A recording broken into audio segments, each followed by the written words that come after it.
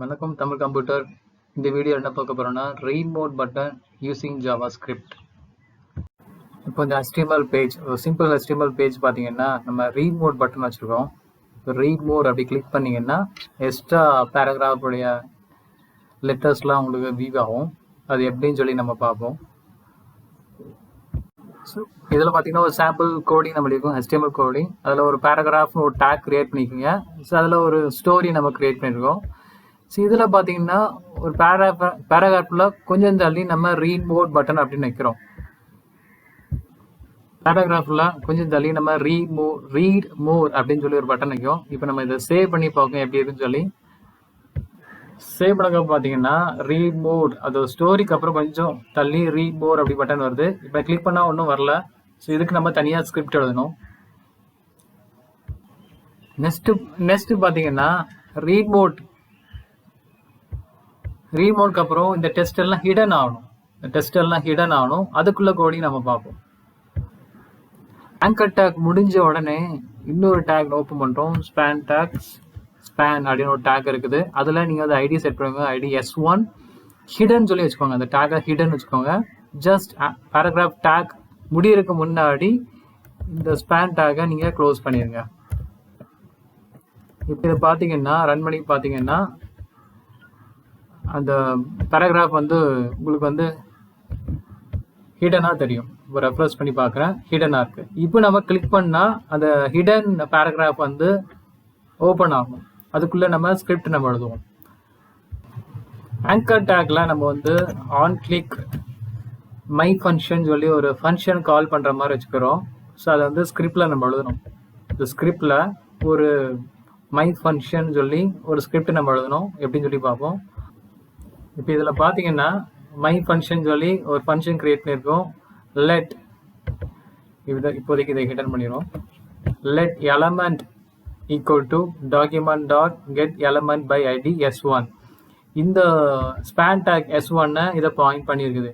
Let element equal to document dot get element by ID S1.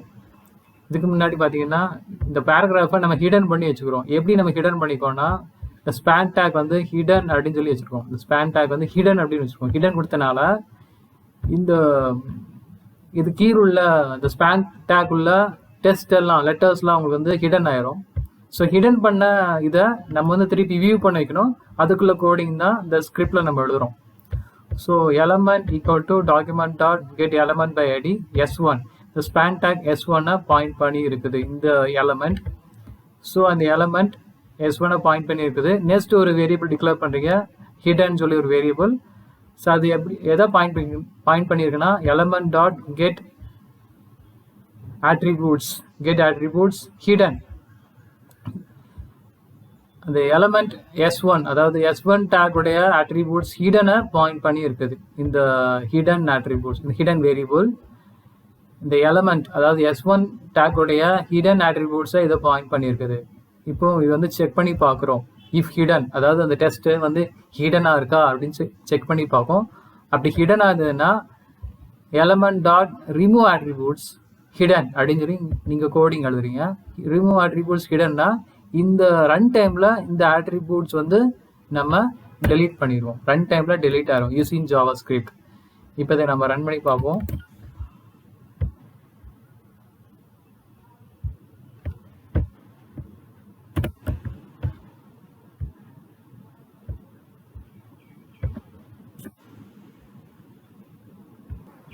இப்போ இதை நீங்கள் run பண்ணி பார்த்தீங்கன்னா ரீட் மோட் கொடுத்த உடனே இந்த ரீட் மோட் சேர்த்தும் இந்த ஹிடனான டெஸ்ட்டும் சேர்த்து உங்களுக்கு வியூ ஆகுது. இந்த ரீட் மோடும் நீங்கள் வந்து இப்போ இதை ஹிடன் பண்ணி வைக்கணும். அதுக்குள்ளே கோடிங் பார்ப்போம். நெக்ஸ்ட் இந்த ரீட் மோட் பட்டனை நம்ம ஹிடன் பண்ணோம். இந்த ரீட் மோட் பட்டனை ஹிடன் பண்ணோம். இந்த ஆங்கர் டேக்கு நம்ம A1 சொல்லி ஐடி செட் பண்ணியிருக்கோம். ஜஸ்ட் அந்த ஐடியை நம்ம ஹிடன் பண்ணி விட்டுறோம். Document dot get element by ID அந்த ஐடியை நம்ம ஹிடன் பண்ணிடுறோம். இப்போ நீங்கள் வந்து ரீட் மோட் அப்படி கிளிக் பண்ணிங்கன்னா அந்த ரீட் மோட் அது டிசேபிள் ஆகி உங்களுக்கு ஃபுல் பேராகிராஃபாக பார்க்குறதுக்கு நீட்டாக இருக்கும். இதில் நீங்கள் வந்து HTML CSS எதனாலும் கொடுத்துக்கலாம். ஜஸ்ட் ஒரு JavaScript ரீட் மோட் பட்டன் நம்ம பார்த்தோம். தேங்க்யூ.